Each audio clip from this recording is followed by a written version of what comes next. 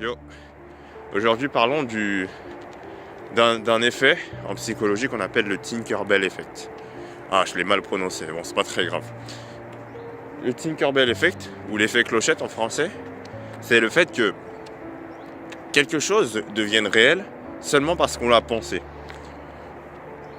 Et à quel moment il a été illustré et surtout pourquoi je t'en parle aujourd'hui.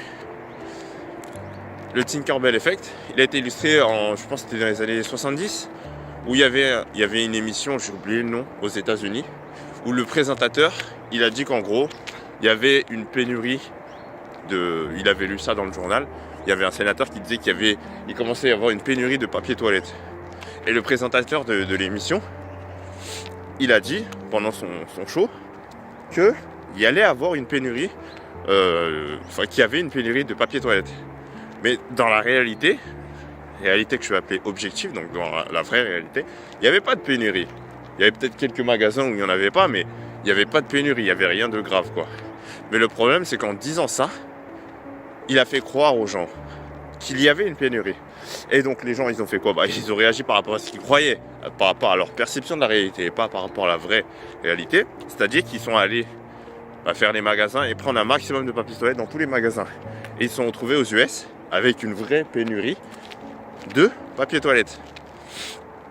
Et l'effet Tinkerbell ou clochette, c'est plus facile à dire, justement, il s'est illustré ici parce que les gens, en croyant qu'il y avait une pénurie, ont vraiment créé une pénurie.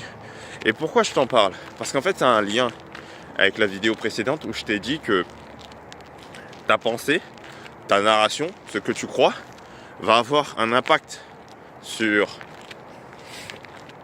ta réalité, sur ta souffrance. En fait, va même créer ta souffrance, tu vois. Ta narration autour de quelque chose, ta pensée, la façon dont tu penses par rapport à cette chose, va faire que soit tu souffres de cette chose, soit tu ne souffres pas. Et c'était pour ici illustrer, entre guillemets, la puissance de ta pensée. Vraiment fais le ménage sur tes pensées, parce que c'est vraiment tes pensées qui font ton comportement. Tes idées, si tu veux, qui font ton comportement. Et j'essaie vraiment à chaque fois, dans ces vidéos-là, les vidéos un peu psychologiques, etc., de te montrer que quand tu as une idée, ton comportement va juste être la suite logique de cette idée. Donc fais le ménage dans tes idées si tu veux avoir un nouveau comportement. C'est ça la conclusion de cette vidéo. Ok ? Je te laisse avec ça. Fais-en ce que tu veux. C'était NZ.